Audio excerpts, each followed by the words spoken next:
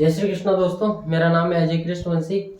हम मेवाड़ के गोइल वंश के बारे में पिछले 7-8 दिनों से दोस्तों चर्चा कर रहे थे, जिसमें हम राणा हम्मीर, बप्पा रावल, महाराणा कुंभा, राणा सांगा जैसे महान योद्धाओं के बारे में चर्चा कर चुके हैं।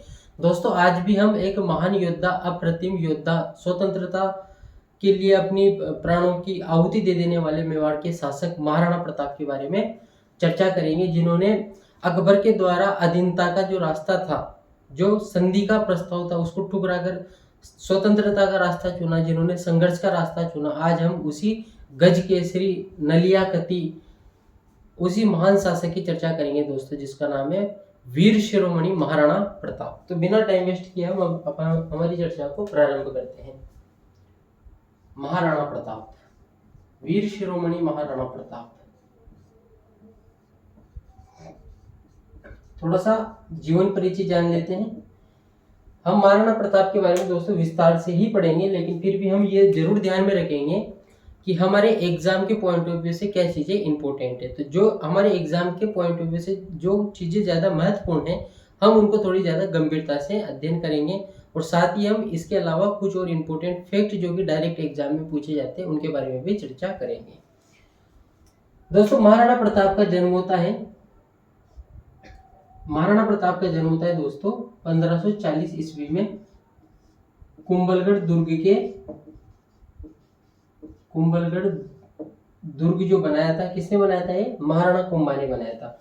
कुंभलगढ़ दुर्ग में एक कटारगढ़ दुर्ग एक और है, कटारगढ़ दुर्ग है एक और, इसके अंदर ही उसमें दोस्तों एक महल है जिसका नाम है दोस्तों बादल महल। क्या नाम है उसका? बादल महल। क्या नाम है दोस्तों उसका? बादल महल। कुंभलगढ़ दुर्ग के कटारगढ़ दुर्ग में के बादल महल में 9 मई 1540 को वीर शिरोमणि महाराणा प्रताप का जन्म होता है। कौन थे इनके पिता? इनके पिता है दोस्तों महाराणा उदय सिंह, यानी कि उदय सिंह इनके पिता का नाम है, जिनके बारे में हम इससे पिछले वाले लेक्चर में चर्चा कर चुके हैं। इनकी माताजी का नाम है दोस्तों जयवंताबाई,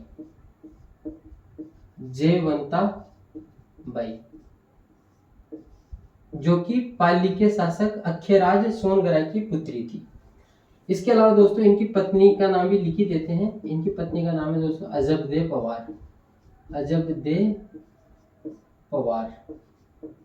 क्या नाम है भाई?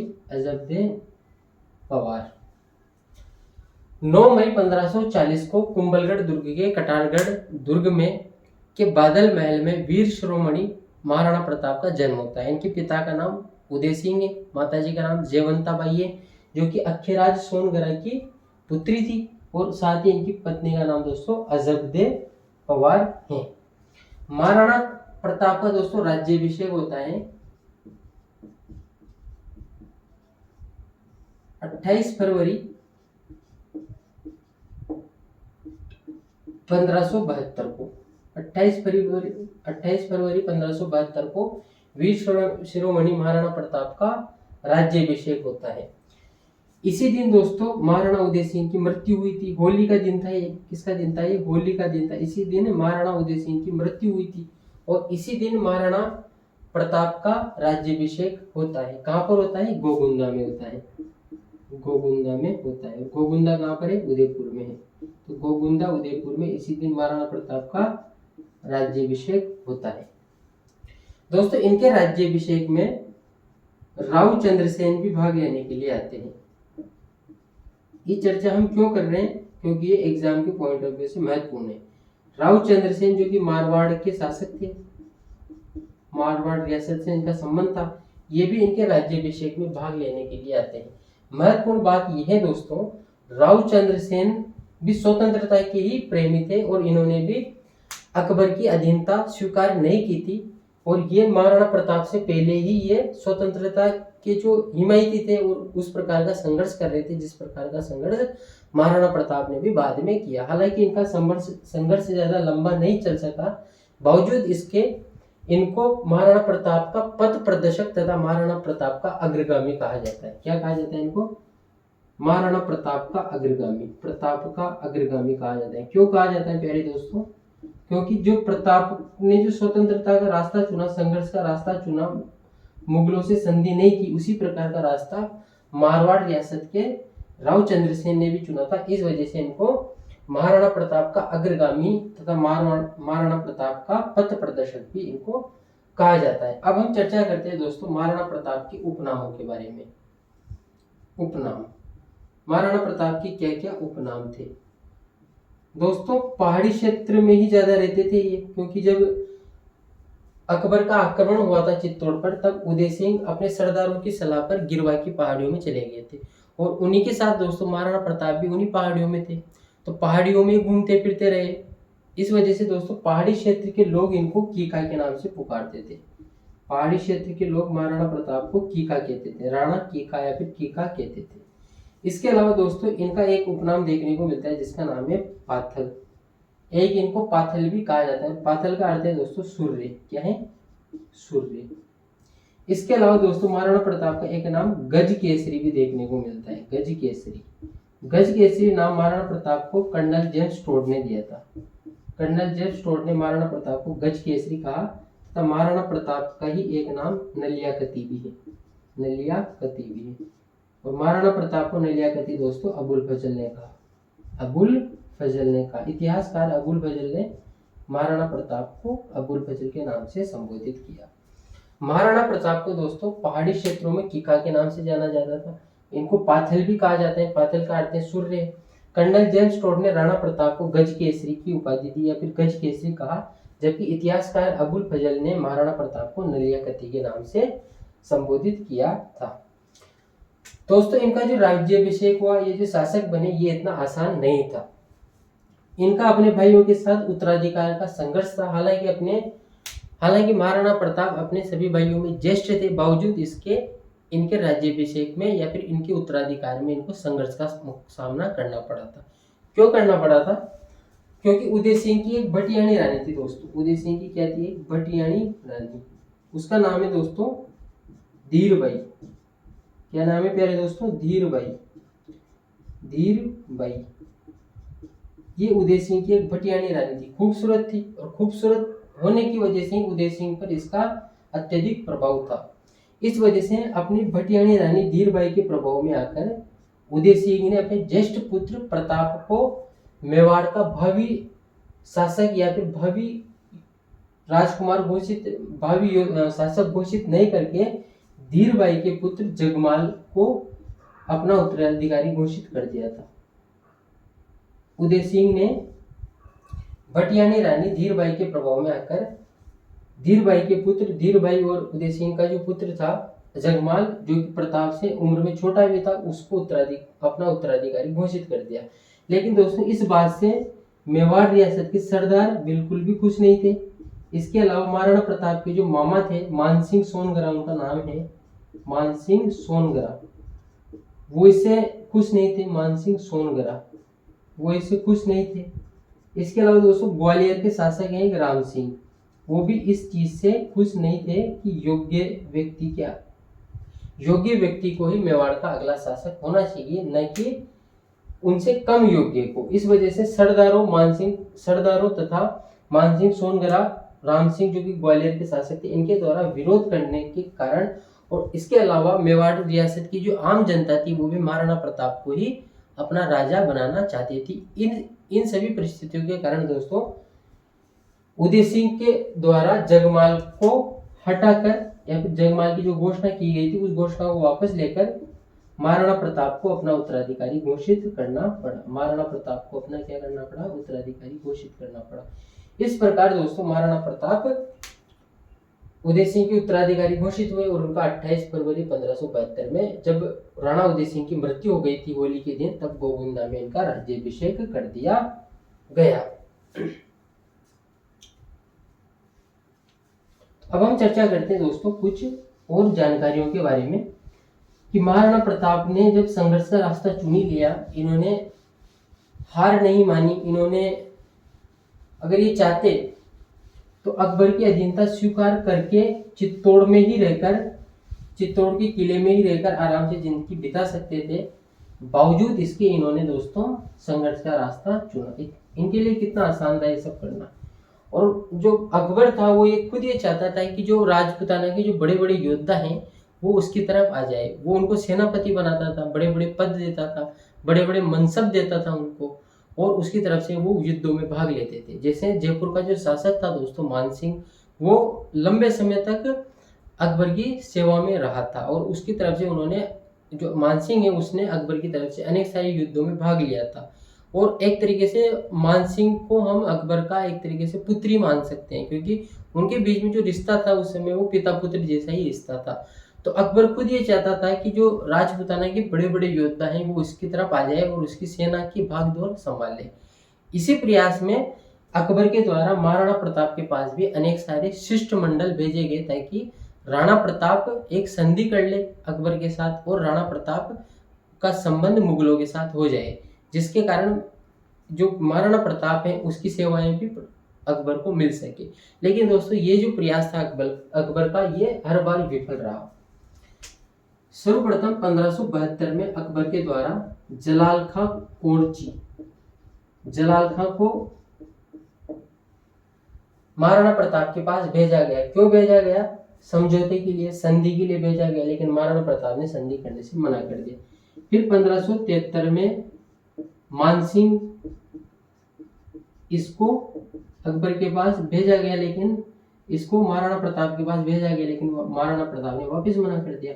फिर 1573 में ही दोस्तों भगवान दास को प्रताप के पास भेजा गया, लेकिन वापस प्रताप ने मना कर दिया संधि वगैरह करने से। और फिर वापस दोस्तों 1573 में ही अंतिम रूप से राजा टोडरमल को महाराणा प्रताप के पास भेजा गया, लेकिन महाराणा प्रताप ने वापस मना कर दिया। तो आपको क्या जानकारी ध्यान में रखनी है? अकबर के द्वारा महाराणा प्रताप को अपनी अधीनता में लाने के लिए, साथ ही एक संधि तथा समझौते के लिए 4 शिष्टमंडल भेजे गए थे। सर्वप्रथम 1572 में जलाल खां कोरची, उसके बाद में 1573 में मानसिंह, उसके बाद में 1573 में ही भगवान दास तथा 1573 में टोडरमल। लेकिन महाराणा प्रताप ने किसी भी प्रकार की संधि समझौते से मना कर दिया, किसी भी प्रकार से अकबर की अधीनता को स्वीकार करने से मना कर दिया। महाराणा प्रताप ने सीधे साफ तौर से संघर्ष तथा स्वतंत्रता का दुर्गम कंटीला रास्ता यहाँ से चुना था। जब महाराणा प्रताप के द्वारा ये सभी शिष्टमंडलों को मना कर दिया गया, तो अकबर के पास एक ही रास्ता बचा था, वो रास्ता था दोस्तों युद्ध का। जब और महाराणा प्रताप युद्ध के लिए तैयार थे। जब दोस्तों संघर्ष अंदर से होता है तो बुद्धि की आवश्यकता होती है, लेकिन जब दोस्तों संघर्ष बाहरी होता है तब बुद्धि की नहीं युद्ध की आवश्यकता होती है। तो अब एक ही विकल्प बच गया था युद्ध का। युद्ध होता है दोस्तों, और प्रसिद्ध युद्ध देखने को मिलता है यहाँ पर, उसकी चर्चा अब हम करना चाहेंगे। सभी जानते हो दोस्तों आप हल्दी घाटी के युद्ध के बारे में आपने नाम जरूर सुन रखा होगा, लेकिन आज जो मैं आपको जानकारियां दूंगा कुछ ऐसी जानकारियां रहेगी उन सभी जानकारियों में से जो आप पहली बार भी सुनोगे। तो इस क्लास के साथ आप थोड़े समय के साथ बने रहे, ताकि आपको कुछ ऐसी जानकारियां मिल सके जो शायद आपके प्रतियोगी परीक्षा में बहुत ही महत्वपूर्ण हो सके। हल्दी घाटी का युद्ध,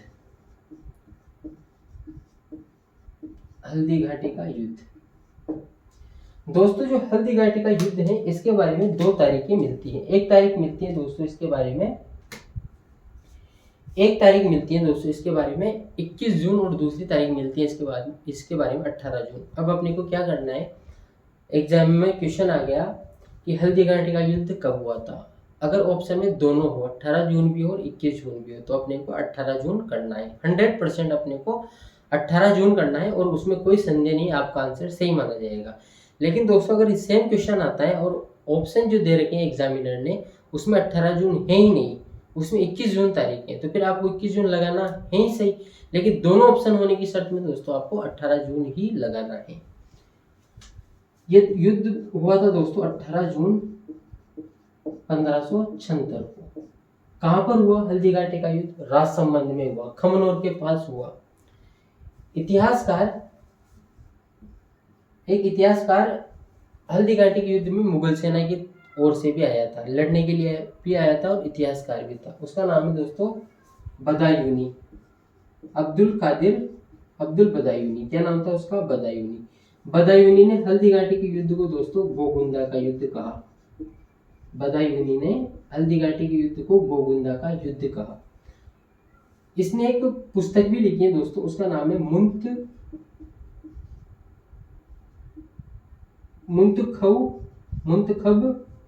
उत तवारिख। थोड़ा नाम डिफिकल्ट है लेकिन याद हो जाएगा। बदायूनी इतिहासकार जो कि अकबर की तरफ से या फिर मानसिंह मुगल सेना की तरफ से इस युद्ध में आया था, इतिहासकार भी था और लड़ने के लिए भी आया था। तो इसने एक पुस्तक लिखी दोस्तों, उसका नाम है मुंतखब उत तवारिख। क्या नाम है? मुंतखब उत तवारिख। ये इसने पुस्तक लिखी। इस पुस्तक में इसने इस युद्ध का, हल्दीघाटी के युद्ध का आंखों देखा वर्णन किया है। और इसी पुस्तक में दोस्तों बदायूनी ने इस युद्ध को गोगुंदा का युद्ध के नाम से संबोधित किया। इसके अलावा दोस्तों अबुल फजल का नाम आपने सुन ही रखा होगा। अबुल फजल इतिहासकार, अबुल फजल ने हल्दीघाटी के युद्ध को खमनोर का युद्ध कहा। इतिहासकार अबुल फजल ने हल्दीघाटी के युद्ध को दोस्तों खमनोर का युद्ध कहा था। कर्नल जेम्स टोड ने हल्दीघाटी के युद्ध को दोस्तों मेवाड़ की थर्मोपल्ली कहा। मेवाड़ की थर्मोपल्ली कहा। थर्मोपल्ली क्या है? अगर आप गूगल पर सर्च करोगे तो आपको थर्मोपल्ली युद्ध के बारे में जानकारी मिलेगी। कर्नल जेम्स टोड ने मेवाड़, ये जो हल्दीघाटी का युद्ध हुआ था दोस्तों, इसको मेवाड़ की थर्मोपल्ली कहा। अबुल फजल ने इसको खमनोर का युद्ध कहा। बदायूनी जो कि इतिहासकार था, मुगल सेना की तरफ से लड़ने के लिए भी आया था, इसने इस युद्ध को अपनी पुस्तक मुंतखब उत तवारिख में गोगुंदा का युद्ध कहा था। जब युद्ध दोस्तों ठन ही गया है तो अकबर भी आया। हालांकि अकबर ने इस युद्ध में प्रत्यक्ष रूप से कोई भाग नहीं लिया था, बावजूद इसके मैं चर्चा कर रहा हूँ, उस चर्चा का कोई आधार है और उस आधार की अब हम चर्चा कर रहे हैं। अकबर आया दोस्तों अजमेर। कहाँ पर आया ये? अजमेर। अजमेर में एक दुर्ग है दोस्तों, उसका नाम है मैगजीन फोर्ट।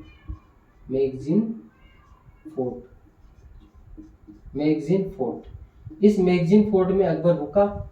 अकबर के साथ और भी थे, जैसे मानसिंह थे, जगन्नाथ कच्छावा थे, बहुत सारे इसके साथ अलग अलग इसके सेनापति, सेनाधिकारी, अनेक लोग इसके साथ थे।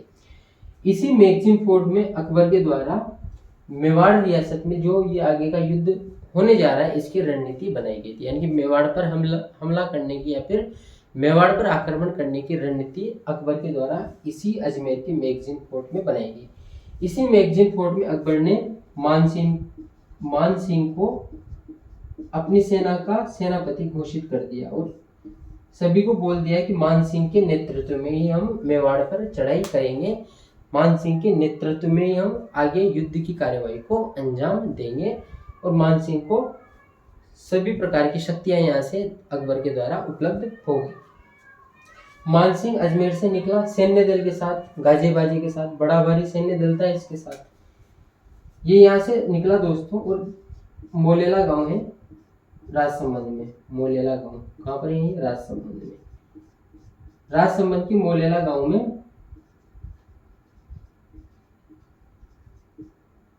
मानसिंह और इसकी सेना ने क्या डाला? पड़ाव डाला, डेरा डाल दिया। यहाँ पर युद्ध के कुछ समय पहले यहाँ पर इन्होंने डेरा डाल दिया। फाइनल रणनीति वगैरह जो भी बनानी थी वो बना ली इन्होंने।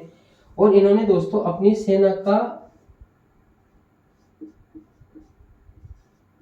अपनी सेना की जो अग्रिम पंक्ति होती है, जिसे क्या बोलते हैं? हरावल पक्ष। उस समय सेना के जो पक्ष होते थे उनके बारे में थोड़ी सी चर्चा करना चाहेंगे।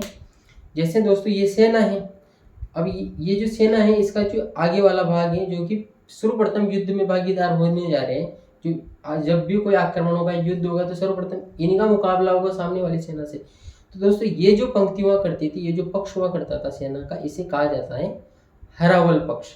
क्या कहा जाता है? हरावल पक्ष। और पीछे वाला जो पोर्शन हुआ करता था दोस्तों, उसको कहा जाता था चंद्रावल पक्ष। तो हरावल पक्ष का इन्होंने सेनापति नियुक्त कर दिया जगन्नाथ कच्छावा को। जगन्नाथ कच्छावा वंश से इनका संबंध है। जब हम आमेर का कच्छावा वंश पढ़ेंगे तो मानसिंह, जगन्नाथ कच्छावा सभी के बारे में वहां पर विस्तार से चर्चा करेंगे। फिलहाल हमारी चर्चा का विषय आमेर का कच्छावा वंश नहीं है, तो हम इनका नाम ही लिखना चाहेंगे बस। हरावल पक्ष का सेनापति जगन्नाथ कच्छावा को यहाँ से मानसिंह द्वारा बना दिया गया। इनके पास कौन कौन से हाथी थे? कुछ प्रसिद्ध हाथी थे दोस्तों, इनके पास थोड़ी सी चर्चा उनकी करना चाहेंगे। मानसिंह के पास दोस्तों मर्दाना हाथी था, यानी कि इसके हाथी का क्या नाम था? मर्दाना हाथी नाम था। इसके अलावा दोस्तों इनके पास गज मुक्ता, क्या नाम है भाई? गज मुक्ता और गजराज, गज मुक्ता तथा गजराज जैसे सैनिक भी इनके साथ, जैसे हाथी भी इनके साथ थे। कौन कौन से हाथी थे? एक तो गज मुक्ता और एक गजराज, और मानसिंह के पास मर्दाना हाथी था। ठीक है, तो ये तो हमने बात कर ली मानसिंह की तरफ से कि मानसिंह को जब यहाँ से दिशा निर्देश मिल गए कि भाई तुम्हें ही सेना का पूरा उत्तरदायी संभालना है, तो मानसिंह अजमेर से निकला, मोलेला गांव राजसमंद में रुका, वहां पर इसने सारी रणनीति बनाई और हरावल पक्ष का जो सेनापति है वो जगन्नाथ कच्छावा को नियुक्त कर दिया। इनके पास कौन कौन से हाथी थे दोस्तों? इसके पास मर्दाना हाथी था मानसिंह के पास, इसके अलावा मुगल सेना के पास गज मुक्ता तथा गजराज जैसे हाथी भी थे।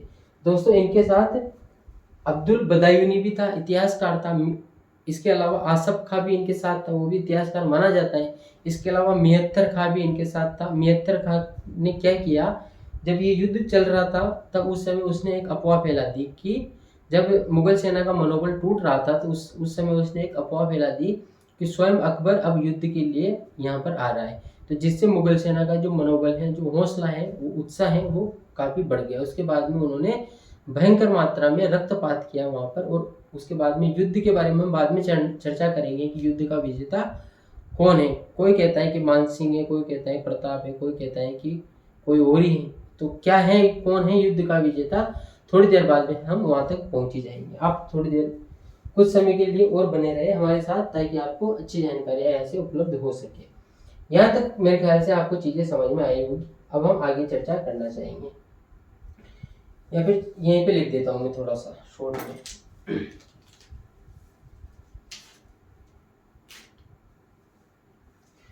मेरे कमरे को सजाने की तमन्ना है तुम्हें, मेरे कमरे में चंद किताबों के सिवा कुछ और नहीं। अब हम थोड़ी सी चर्चा को विस्तार देना चाहते हैं। यहाँ से हम प्रताप की बात कर रहे हैं दोस्तों। प्रताप थे कुंभलगढ़, कहाँ पर थे ये? कुंभलगढ़ थे। प्रताप भी कुंभलगढ़ से निकले और एक गांव का नाम है दोस्तों, एक गांव का नाम है दोस्तों लोसिंग गांव। क्या नाम है? लोसिंग गांव। एक गांव का नाम है दोस्तों लोसिंग गांव। यहाँ पर महाराणा प्रताप की जो सेना थी वो यहाँ पर पड़ाव डाला इन्होंने। यहाँ पर क्या डाल दिया इन्होंने? पड़ाव डाल दिया। महाराणा प्रताप की सेना कुंभलगढ़ से निकली और लोसिंग गांव में इन्होंने क्या डाल दिया? अपना पड़ाव डाल दिया। और दोस्तों महाराणा प्रताप ने अपनी सेना के जो हरावल पक्ष है, हरावल हुई अग्रिम पंक्ति, उसका सेनापति बना दिया दोस्तों हाकिम खां सूर को। हाकिम या फिर हकीम खां सूर को, हाकिम खां सूर को अपनी हरावल पक्ष का, अपनी सेना के हरावल पक्ष का सेनापति किसको बनाया? हाकिम खां सूर को। और चंद्रावल जो पक्ष रहता है सेना का पीछे वाला, जिसमें भील लड़ रहे थे ज्यादातर, चंद्रावल पक्ष का इसने प्रतिनिधि या फिर सेनापति बना दिया पूंजा भील को। पूंजा भील को बना दिया, पूंजा भील, जिसे भीलू राणा भी कहा जाता है। क्या भी कहा जाता है इसको? भीलू राणा भी कहा जाता है। और दोस्तों इस चंद्रावल पक्ष में भीलों की सेना थी, यानी कि महाराणा प्रताप के साथ मेवाड़ रियासत के जो भील थे वो भी स्वतंत्रता प्रेमी थे, तो वो भी इनके साथ थे। तो दोस्तों यही तो बात हमने वहां पर किसान आंदोलनों के दौरान या फिर जनजातीय आंदोलनों के दौरान भी चर्चा का विषय बनाई थी। क्या बनाई थी? कि पुराने समय में जब मेवाड़ रियासत में वहाँ के शासकों का राज हुआ करता था, शासन किया करते थे, तब भीलों के साथ वहाँ के शासकों का संबंध बहुत मधुर था। भील अपने हिसाब से जीवन जीते थे, राहगीर शुल्क वसूल किया करते थे, महुआ से शराब वगैरह बनाया करते थे, तंबाकू वगैरह बनाया करते थे। तो उनकी अपनी एक जीवन पद्धति हुआ करती थी अंग्रेजों के आने से पहले। लेकिन जब से अंग्रेज आए उनकी जीवन पद्धति में उन्होंने हस्तक्षेप किया, और तब इसी वजह से दोस्तों हमने जनजातीय आंदोलनों में गोविंदगिरी का भगत आंदोलन की चर्चा भी की थी। इसके अलावा मोतीलाल तेजावत के एक आंदोलन की उस समय चर्चा भी की थी, क्योंकि अंग्रेजों के द्वारा बहुत हस्तक्षेप होने लगा। और उससे पहले क्या स्थितियां थी? उससे पहली स्थितियां ये थी ये जो भील थे मेवाड़ रियासत के शासकों के साथ थे, ये उनके सुख दुख के भागीदार हुआ करते थे। महाराणा प्रताप को इनकी आवश्यकता हुई तो पूंजा भील के नेतृत्व में सभी भील एकजुट हो गए और मेवाड़ रियासत के लिए लड़े, इनसे मुगलों से लड़े। बहरहाल अब हम चर्चा को थोड़ा विस्तार देते हैं। दोस्तों इनकी सेना में भी कुछ प्रसिद्ध हाथी थे, जैसे इनके पास था दोस्तों एक तो राम प्रसाद नाम का हाथी। क्या नाम था? राम प्रसाद नाम का हाथी। इस राम प्रसाद नाम के हाथी को युद्ध के उपरांत अकबर की सेना के द्वारा पकड़ लिया गया था और अकबर ने इस राम प्रसाद हाथी का नाम बदल कर दिया था दोस्तों पीर प्रसाद। क्या कर दिया था? पीर प्रसाद कर दिया था। इसके अलावा इनके पास लूणा हाथी था। कौन सा हाथी था? लूणा नामक हाथी था। महाराणा प्रताप के पास मालानी किस्म का चेतक नामक घोड़ा था और उस घोड़े के आगे महाराणा प्रताप ने हाथी की नकली सूंड बांध रखी थी। क्यों बांध रखी थी? क्योंकि जब युद्ध होगा तो अन्य जो हाथी है उसकी तरफ टूट पड़ेंगे, महाराणा प्रताप उसके घोड़े की तरफ। लेकिन जब उसकी आगे वाले भाग पर, घोड़े के आगे वाले सिर पर जब हाथी की सूंड नजर आएगी तो वो हाथी डर जाएगा या फिर वो उसको भी हाथी समझेगा। इस वजह से महाराणा प्रताप ने हल्दी घाटी के युद्ध में अपने प्रिय घोड़े चेतक के मुखार बिंद पर हाथी की क्या लगाई थी? नकली सूंड भी लगाई थी। बहरहाल उसकी चर्चा हम थोड़ी देर बाद में भी कर सकते हैं। अब हम दोस्तों चर्चा करेंगे युद्ध की। किसकी चर्चा करेंगे हम? युद्ध की। कौन सी युद्ध की चर्चा करेंगे हम? हल्दी घाटी की युद्ध की चर्चा करेंगे। ये सारी चीजें हमने देख ली कि प्रताप की तरफ से कौन है, हाथियों के बारे में चर्चा कर ली। इसके अलावा हमने किसने कहां पर पड़ाव डाला, हरावल पंक्ति का नेतृत्व कौन कर रहा है, सभी चीजों की चर्चा कर ली। अब हम बात करना चाह रहे हैं दोस्तों हल्दी घाटी के युद्ध की, जिसको बदायूनी ने गोगुंदा का युद्ध कहा, अबुल फजल ने खमनोर का युद्ध कहा, कर्नल जेम्स टोड ने इसी युद्ध को मेवाड़ की थर्मोपली के नाम से भी संबोधित किया था। इसकी चर्चा करना चाहिए। दोस्तों युद्ध हुआ, भीषण युद्ध हुआ। कैसा युद्ध हुआ? भीषण युद्ध हुआ। इतिहासकार बताते हैं कि युद्ध इतना भीषण था कि खमनोर के पास एक नाला है। खमनोर के पास क्या है? एक नाला है। एक नाला है, उसमें यहाँ के जो योद्धा थे जो इस युद्ध में लड़ रहे थे, सभी लड़ रहे थे। मुगल सेना के भी लड़ रहे थे, मुगल सेना में भी बहुत सारे राजपूत थे, इधर भी राजपूत थे। और इनके जो प्रधान सेनापति था महाराणा प्रताप का, एकमात्र मुस्लिम व्यक्ति महाराणा प्रताप की तरफ से जो लड़ रहा था उसका नाम है हाकिम खां सूर। और वो हाकिम खां सूर महाराणा प्रताप की जो सेना है उसका प्रधान सेनापति भी था, जो कि हरावल पक्ष का नेतृत्व कर रहा था। तो भयंकर मात्रा में रक्तपात होता है और ऐसा कहा जाता है कि खमनोर के पास एक नाला है, उस नाले में ये जो योद्धा लड़ रहे हैं इनका रक्त वहां पर इकट्ठा हो गया था। और ऐसा बताते हैं इतिहासकार, वहां पर एक तालाब सा बन गया था और उसे ही कहा जाता है दोस्तों रक्त तलाई। क्या कहा जाता है? रक्त तलाई।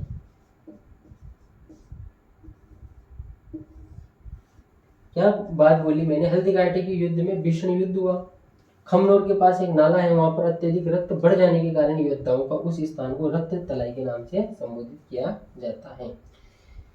युद्ध दोस्तों चल रहा है, घटित हो रहा है। मानसिंह के नेतृत्व में मुगल सेना युद्ध कर रही है, इधर महाराणा प्रताप का प्रधान सेनापति हाकिम का सूर और ये सभी युद्ध में लगातार भागीदार हैं। लेकिन एक समय युद्ध में ऐसी परिस्थिति आती है जब एक और घटना घटित होती है। जो मुगल सेना का साथ जो मेहतर खां था उसने अकबर के आने की झूठी खबर फैला दी, तो जिससे क्या हुआ कि मुगल सेना का जो हौसला था वो काफी बढ़ गया कि अब उनका शासक ही आ रहे हैं तो उनको मारना है फिर मरना है। इसके अलावा इनके साथ कुछ ऐसे लोग भी थे जिन्होंने इस युद्ध को धर्म युद्ध की संज्ञा दी, यानी कि हिंदू बनाम मुसलमान बना दिया। तो जो मुगल सेना में जो मुसलमान थे वो तो अपने धर्म के लिए लड़ रहे थे और महाराणा प्रताप की सेना में जो लोग बाग थे, जो राजपूत थे और जो अन्य इनके क्षत्रिय थे वो किसके लिए लड़ रहे थे दोस्तों? जो भील वगैरह थे वो किसके लिए लड़ रहे थे? वो स्वतंत्रता के लिए लड़ रहे थे। बहरहाल महाराणा प्रताप इस युद्ध में दोस्तों जख्मी हो जाते हैं। क्या हो जाते हैं भाई? जख्मी हो जाते हैं। और जख्मी होने के कारण झाला बीदा इनके पास आता है। झाला बीदा जो कि बड़ी सादड़ी का रहने वाला था, झाला बीदा। पेन थोड़ा दूसरा लेना ही पड़ेगा।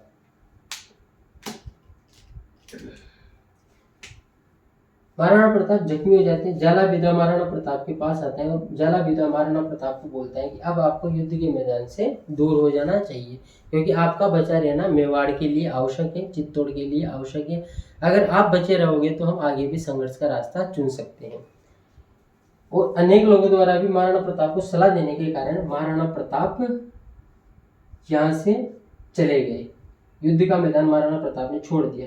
झाला विदा ने दोस्तों महाराणा प्रताप का मुकुट धारण किया, राज चिन्ह और मुकुट धारण किया, मुकुट प्लस राज चिन्ह धारण किया और झाला विदा महाराणा प्रताप बनकर, यानी कि महाराणा प्रताप का मुकुट धारण करके अब झाला विदा इस युद्ध में भाग लिया और इसी संघर्ष में झाला विदा वीर गति को भी प्राप्त हो गए थे। ऐसी चर्चा हमने दोस्तों महाराणा सांगा का जो युद्ध हुआ था किसके खिलाफ हुआ था, बाबर के खिलाफ हुआ था, खानवा का युद्ध, उस युद्ध में भी ऐसी चर्चा हमने की थी। वहां पे जब राणा सांगा जख्मी हो जाते हैं तब झाला अज्जा, कौन, झाला अज्जा जो काठियावाड़ का शासक था, झाला अज्जा राणा सांगा का प्रतीक चिन्ह और मुकुट धारण करके खानवा के युद्ध में भाग लेता है। खानवा के युद्ध में राणा सांगा बनकर युद्ध लड़ता है ताकि सामने वाले को ऐसा लगे कि महाराणा प्रताप अभी युद्ध में है या फिर महाराणा सांगा अभी युद्ध में। तो वहां झाला अज्जा का नाम लिया था और दोस्तों यहाँ पर झाला विदा का नाम हम ले रहे हैं। बड़ी सादगी के रहने वाले थे झाला विदा साहब। इन्होंने महाराणा प्रताप का मुकुट और राज चिन्ह धारण करके ये युद्ध लड़े, वीर गति को प्राप्त हुई। महाराणा प्रताप बैठे चेतक घोड़े पर और चेतक घोड़े की दोस्तों एक टांग कट चुकी थी। बावजूद इसके चेतक के द्वारा स्वामी भक्ति का अनूठा उदाहरण पेश किया गया। एक टांग कट जाने के बावजूद चेतक ने अपने स्वामी को बिठाया और यहाँ से युद्ध के मैदान से दूर जा निकला। जब दोस्तों चेतक एक नाला पार कर रहा था तब नाला पार, एक बड़ा नाला था उसको भी इसने पार कर ही लिया था, लेकिन नाला पार करने के बाद ही चेतक की मृत्यु हो जाती है। चेतक की मृत्यु हो जाती है और चेतक की दोस्तों समाधि भी बनी हुई है। कहाँ पर बनी हुई है, बालेचा गांव में। बालेचा गांव जो कि उदयपुर में है। बालेचा गांव कहाँ पर है, उदयपुर में है। यहाँ पर दोस्तों चेतक की समाधि या फिर छतरी भी बनी हुई है। इसके अलावा महाराणा प्रताप को इस युद्ध से बाहर निकालने में तथा महाराणा प्रताप की रक्षा करने में शक्ति सिंह का भी नाम आता है। शक्ति सिंह कौन है, शक्ति सिंह महाराणा प्रताप का भाई है दोस्तों, लेकिन ये मुगल सेनाएं, ये मुगलों की शरण में चला गया था। लेकिन जब ये युद्ध घटित हो रहा था तो एकदम ही इसको अपने राष्ट्र के प्रति, अपने देश के प्रति, मातृभूमि के प्रति प्रेम का संचार हुआ और इसने मुगल सेना का साथ छोड़ते हुए अपने भाई महाराणा प्रताप की सहायता की। इसने दोस्तों अपना नीला घोड़ा, इसका कौन सा घोड़ा था, नीले रंग का घोड़ा था इसका, इसने अपना, जब चेतक की मृत्यु हो गई तो इसने अपना नीला घोड़ा देकर महाराणा प्रताप की सहायता की और महाराणा प्रताप शक्ति सिंह जो उनका भाई था उसका नीला घोड़ा लेकर युद्ध के मैदान से दूर हुए और महाराणा प्रताप पहुंच गए दोस्तों कोलियारी गांव। कौन से गांव में पहुंच गए, कोलियारी गांव में। कोलियारी गांव कहाँ पर है दोस्तों, उदयपुर में है। कहाँ पर है, उदयपुर के कोलियारी गांव में महाराणा प्रताप पहुंच गए।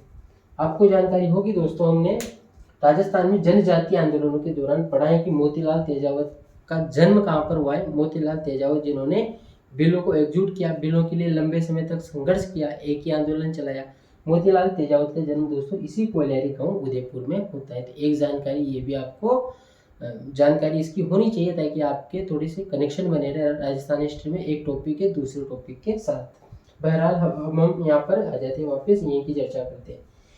ये जो शक्ति सिंह के द्वारा नीला घोड़ा देकर महाराणा प्रताप की जान बचाई गई, इस वजह से दोस्तों महाराणा प्रताप का एक और नाम मिलता है नीला घोड़ा रो अवतार। क्या मिलता है, नीला घोड़ा रो अवतार। तो वो भी आप जानकारी ध्यान में रख सकते हो।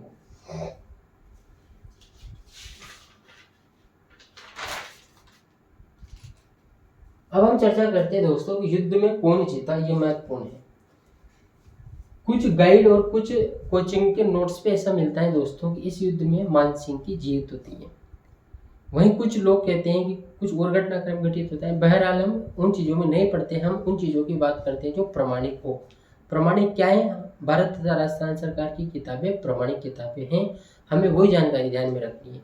राजस्थान हिंदी ग्रंथ अकादमी के अनुसार दोस्तों अकबर का उद्देश्य था महाराणा प्रताप को जीवित या फिर मृत पकड़ना, लेकिन अकबर अपना उद्देश्य पूरा नहीं कर पाया। वो न तो महाराणा प्रताप को जीवित पकड़ पाया, न महाराणा प्रताप को मृत पकड़ पाया। इस वजह से अधिकतर इतिहासकार और हिंदी ग्रंथ अकादमी में जो लिखा है वो प्रमाणिक है, वो अपने को मानना है। हिंदी ग्रंथ अकादमी के अनुसार दोस्तों ये युद्ध अनिर्णित रहा।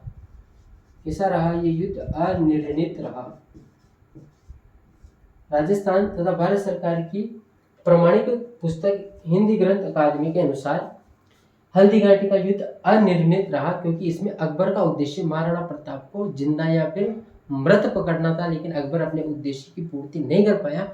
इसी वजह से इस युद्ध को अधिकांश इतिहासकार कैसा मानते हैं, अनिर्णित मानते हैं। और राजस्थान हिंदी ग्रंथ अकादमी में भी इस युद्ध को अनिर्णित माना गया है। यानी कि अनिर्णित का अर्थ दोस्तों ये है कि न तो इस युद्ध में मानसिंह के नेतृत्व वाली मुगल सेना की विजय हुई, नहीं इस युद्ध में महाराणा प्रताप की नेतृत्व वाली मेवाड़ सेना की विजय हुई। इस युद्ध में किसी भी प्रकार की किसी की विजय नहीं हुई, ऐसा आपको ध्यान रखना है।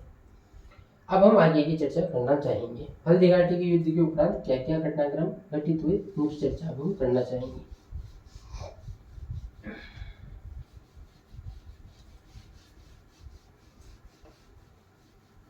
करने भी चर्चा, बोर तो नहीं हो रहे हो? हालांकि ये ऐसी क्लास है कि हम बात नहीं कर सकते, बावजूद इसके मैं आपको देख नहीं पा रहा हूँ, आप मुझे देख पा रहे होंगे, लेकिन अब हमने अपने को तो अपने राजस्थान के जो भी कॉम्पिटिटिव एग्जाम है दोस्तों, जिसमें अपना राजस्थान की इतिहास आ रहे हैं, उनके रिगार्डिंग तैयारी करनी है। आप मुझे नहीं जानते हो, मैं आपको नहीं जानता हूँ, ये बड़ा मुद्दा नहीं है। बड़ा मुद्दा ये है दोस्तों कि हम जो जानकारी आपस में साझा कर रहे हैं वो आपको वो जानकारियाँ पता होनी चाहिए, वो जानकारी आपके काम में आनी चाहिए और आप अपनी प्रतियोगी परीक्षाओं में इन जानकारियों के बलबूते कुछ अच्छा प्रदर्शन कर पाओ, ऐसी अपनी कोशिश है। बाकी जान पहचान कोई बड़ा मुद्दा नहीं है। हल्दी घाटी के युद्ध के बाद क्या हुआ उसको अब हम चर्चा का विषय बनाएंगे। बना ले, चलो ठीक है भाई, करते हैं चर्चा आगे। हल्दी घाटी के युद्ध के उपरांत दोस्तों मानसिंह के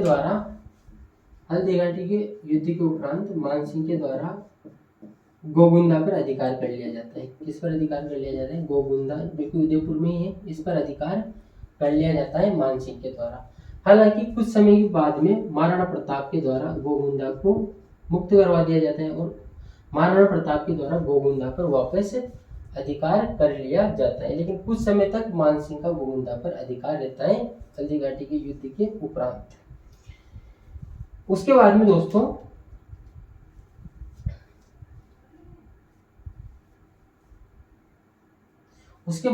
नवंबर 1576 में जगन्नाथ कच्छावा के नेतृत्व में, अभी जगन्नाथ कच्छावा की हम थोड़ी देर पहले चर्चा कर ही चुकी है, तो जगन्नाथ कच्छावा के नेतृत्व में मुगल सेना का आक्रमण होता है। कहाँ पर होता है? उदयपुर पर होता है। कहाँ पर होता है? उदयपुर पर होता है। और यहाँ पर उदयपुर पर जो मुगल हैं उनका अधिकार हो जाता है, उदयपुर पर मुगलों का अधिकार हो जाता है। अकबर इस उदयपुर शहर का नाम बदल कर देता है मुहम्मदाबाद। क्या कर देता है भाई? मुहम्मदाबाद इसका नाम कर देता है। और इस उदयपुर का प्रबंधक बनाया जाता है एक तो जगन्नाथ कच्छावा को, और एक और नाम है दोस्तों खलीलुद्दीन। क्या नाम है? खलीलुद्दीन, फखरुद्दीन नाम है सही, एक और नाम है फखरुद्दीन तथा जगन्नाथ कच्छावा को यहाँ का प्रबंधक बना दिया जाता है। क्या बोला मैंने आपसे?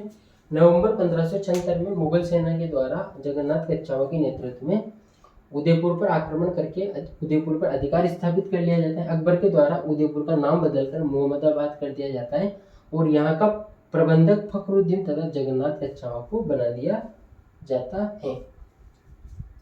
उसके बाद में दोस्तों अकबर अपने सेनापति शाहबाज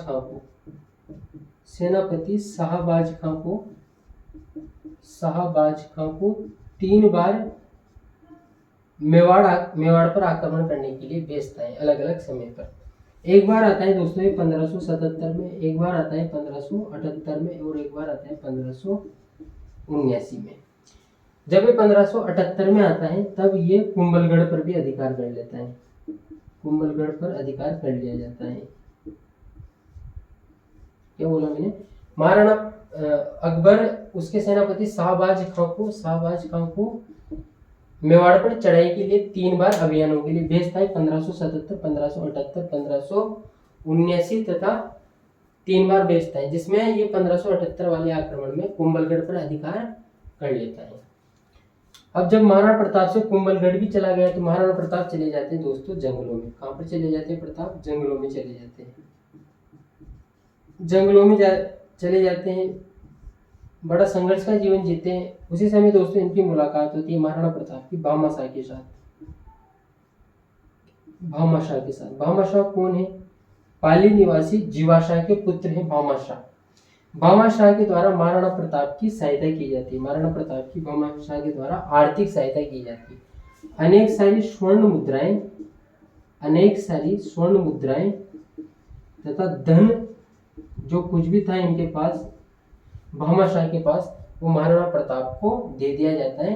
क्यों दे दिया जाता है? कि जब उनको लगता है कि एक योद्धा जो आसानी से मुगलों के साथ संधि करके आराम पूर्वक जीवन जी सकता है, उसने स्वतंत्रता संघर्ष का रास्ता चुना है, मातृभूमि की रक्षा करने का रास्ता चुना है, तब ये जो भामाशाह हैं ये महाराणा प्रताप से प्रभावित होकर अनेक सारी स्वर्ण मुद्राएं तथा धन देकर महाराणा प्रताप की सहायता करते हैं। इसी वजह से दोस्तों कर्नल जेम्स टोड ने भामाशाह को क्या कहा? मेवाड़ का कर्ण कहा।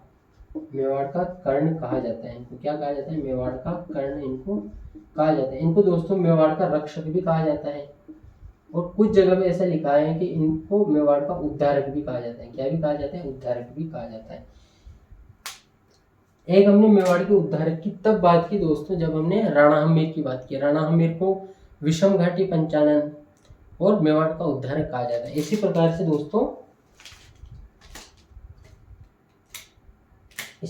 से दोस्तों भामाशाह को भी मेवाड़ का उद्धारक, रक्षक तथा मेवाड़ का कर्ण कहा जाता है। इन्होंने महाराणा प्रताप की आर्थिक सहायता उपलब्ध करवाई थी। जब महाराणा प्रताप को आर्थिक सहायता उपलब्ध हो जाती है तो महाराणा प्रताप क्या करते हैं? सेना का पुनर्गठन करते हैं। ये क्या करते हैं भाई? सेना का पुनर्गठन करते हैं। वापिस सेना का गठन करते हैं। सेना का पुनर्गठन इनके द्वारा किया जाता है। महाराणा प्रताप के द्वारा सेना का पुनर्गठन किया जाता है।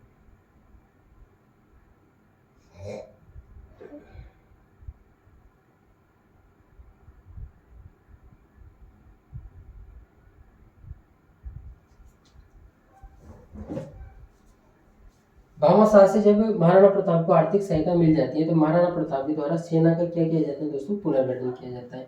1580 में महाराणा प्रताप के द्वारा कुंभलगढ़ पर आक्रमण किया जाता है और कुंभलगढ़ जीत लिया जाता है, यानी कि महाराणा प्रताप का कुंभलगढ़ पर अधिकार हो जाता है। और दोस्तों कुछ जगह ऐसा भी लिखा गया है कि महाराणा प्रताप के द्वारा कुंभलगढ़ को अपनी राजधानी बनाया जाता है। इसको अपनी क्या बनाया जाता है? राजधानी बनाया जाता है। ठीक है, 1580 में महाराणा प्रताप के द्वारा कुंभलगढ़ जीत लिया जाता है, उसको अपनी राजधानी बनाया जाता है। इसके बाद में दोस्तों 1580-81 में अब्दुल रहीम खान खाना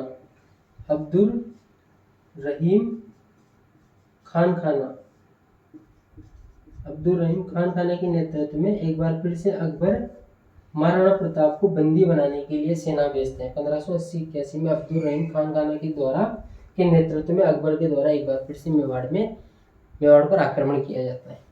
अब्दुल रहीम खान खाना के परिवार को अमर सिंह के द्वारा बंदी बना लिया जाता है। अब्दुल रहीम खान खाना के परिवार को, अमर सिंह कौन है? महाराणा प्रताप के सुपुत्र हैं।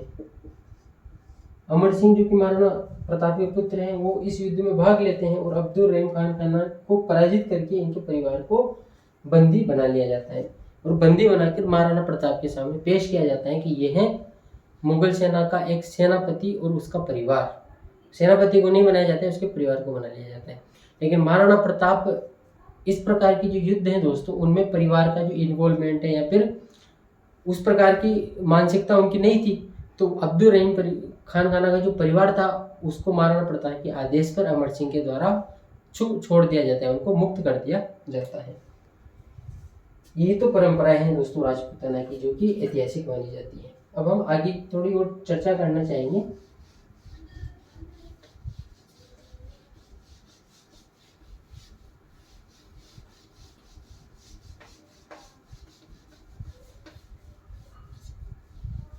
एक शेर है दोस्तों शकील आजमी का।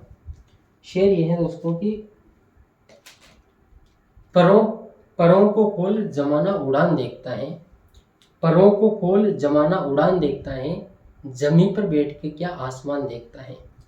तो अच्छा शेर लगाए, अच्छा शेर लगाया मुझे, इस वजह से आपको सुना भी दिया। 1580-81 की हमने बात कर ली, अब्दुल रहीम खान अंकाना की हमने बात कर ली।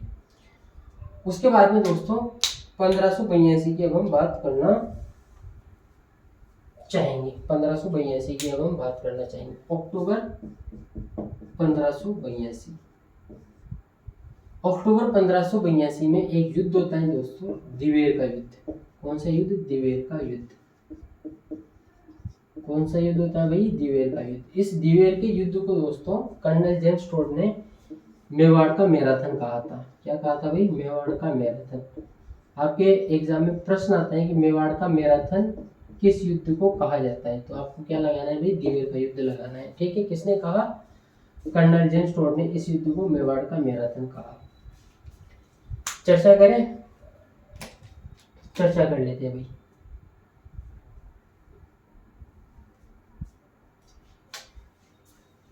इसमें दोस्तों राणा प्रताप है एक तरफ, राणा प्रताप है, राणा प्रताप के सुपुत्र अमर सिंह है, भामाशाह है इनके साथ। क्या है इनके साथ? भामाशाह है। और इनकी जो भी अपनी सेना है वो भी इनके साथ है। उस सेना में दोस्तों राजपूत भी हैं, वीर भी हैं, सभी हैं।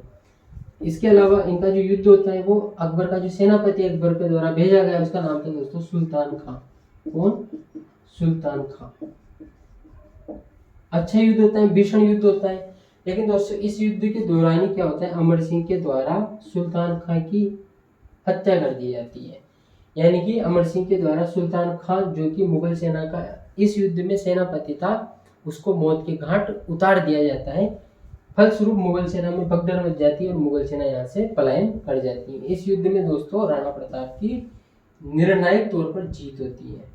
राणा प्रताप की इस युद्ध में निर्णायक तौर पर जीत होती है। और उसके बाद में दोस्तों अंतिम सैन्य अभियान 1584-85 में अकबर के द्वारा, अकबर भी बहुत ज्यादा परेशान हो गया था और महाराणा प्रताप ने तो संघर्ष का रास्ता चुना था ही है, तो परेशान होने की तो कोई बात ही नहीं है। महाराणा प्रताप के द्वारा 1584-85 में जगन्नाथ कच्छावा के नेतृत्व में, जगन्नाथ कच्छावा के नेतृत्व में अंतिम सैन्य अभियान प्रताप को पकड़ने के लिए भेजा गया। प्रताप को पकड़ने के लिए अंतिम सैन्य अभियान भेजा गया था। इसके बाद में अकबर के द्वारा कोई भी सैन्य अभियान महाराणा प्रताप की मृत्यु होने तक नहीं भेजा गया। ये अंतिम सैन्य अभियान था। और इस अंतिम सैन्य अभियान में भी जगन्नाथ कच्छावा के साथ जो मुगल सेना थी और जगन्नाथ कच्छावा जो भी है, उनको किसी भी प्रकार की कोई खास उपलब्धि नहीं मिली थी। यानी कि ये जो अंतिम सैनिक अभियान था, जो अकबर द्वारा महाराणा प्रताप को अपनी अधीनता में या फिर महाराणा प्रताप को पकड़ने के लिए भेजा गया था, ये अंतिम अभियान भी असफल रहा था। कैसा रहा था? असफल रहा था।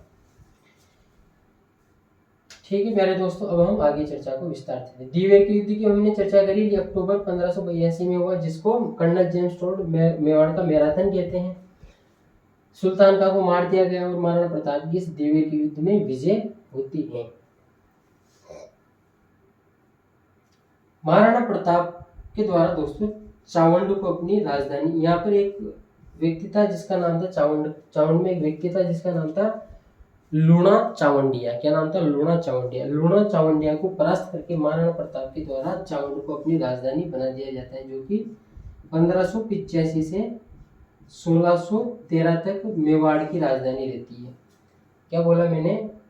महाराणा प्रताप के द्वारा चावंड को अपनी नई राजधानी बनाया जाता है, जो कि 1585 से 1613 तक मेवाड़ की राजधानी रहती है, जिसमें से 1585 से 1597 तक तो महाराणा प्रताप का ही अधिकार था। उसके बाद में अमर सिंह के शासन काल में भी ये मेवाड़ की राजधानी रहती है। दोस्तों चावंड को प्रताप की संकटकालीन राजधानी कहा जाता है। चावंड को प्रताप की संकटकालीन राजधानी कहा जाता है। क्या बोला मैंने? चावंड को महाराणा प्रताप की संकटकालीन राजधानी कहा जाता है। चावंड में महाराणा प्रताप के द्वारा चावंड माता का मंदिर भी बनाया गया। चावंड माता का मंदिर भी बनाया गया था। इसके अलावा दोस्तों महाराणा प्रताप के द्वारा उदयपुर में, महाराणा प्रताप के द्वारा उदयपुर में हरिहर हरिहर नामक मंदिर बनाया गया। हरिहर मंदिर का निर्माण करवाया गया। महाराणा प्रताप के दरबार में दोस्तों एक विद्वान आदमी था जिसका नाम है दोस्तों सुंथा। क्या नाम है? सुंथा। उसका नाम है दोस्तों माला सांडू। माला सांडू।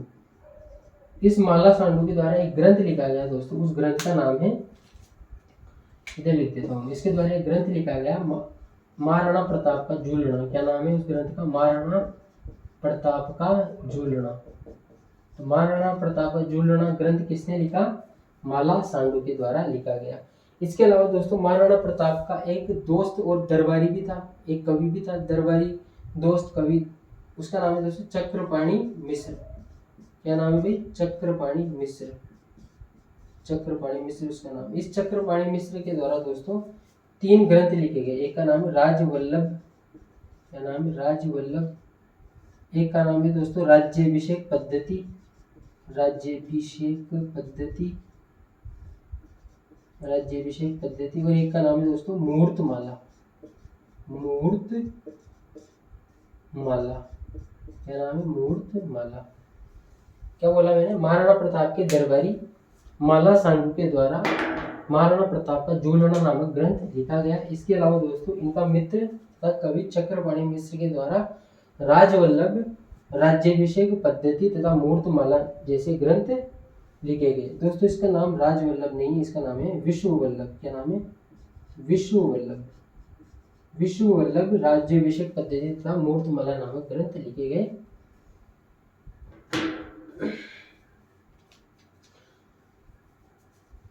मेवाड़ के इतने महान शासक, प्रतापी शासक जो कि स्वतंत्रता प्रेमी थे, मातृभूमि की अंतिम सांस तक रक्षा करने के लिए प्रतिज्ञाबद्ध थे, जिन्होंने अधीनता स्वीकार नहीं की, जिन्होंने संघर्ष का रास्ता चुना, उस महान शासक महाराणा प्रताप, वीर शिरोमणि महाराणा प्रताप, जिसको पाथल कहा जाता है, जिसको कीका कहा जाता है, जिसको गज केसरी कहा जाता है, जिसको नलिया कति कहा जाता है, जिसको ओ नीला घोड़ारो अवतार कहा जाता है, उनका दोस्तों 19 जनवरी 1597 को चावंड में निधन हो जाता है।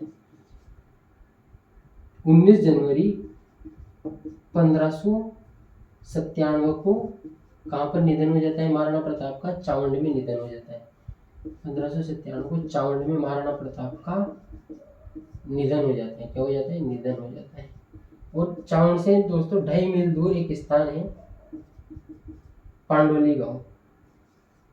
क्या नाम है? बांडोली गांव। बांडोली गांव। क्या नाम है? बांडोली गांव। बांडोली गांव। यहाँ पर महाराणा प्रताप की छतरी बनी हुई है। 19 जनवरी 1597 को महाराणा प्रताप का चावंड में निधन हो जाता है। चावंड से 2.5 मील दूर बारडोली गांव जो कि उदयपुर में है, यहाँ पर महाराणा प्रताप की छतरी बनाई गई थी। यहाँ पर इनकी छतरी बनी हुई है जो कि दोस्तों 8 खंभों की छतरी है। कितने खंभों की? 8 खंभों की छतरी है। ठीक है दोस्तों, आज हमने चर्चा की है महाराणा प्रताप के बारे में।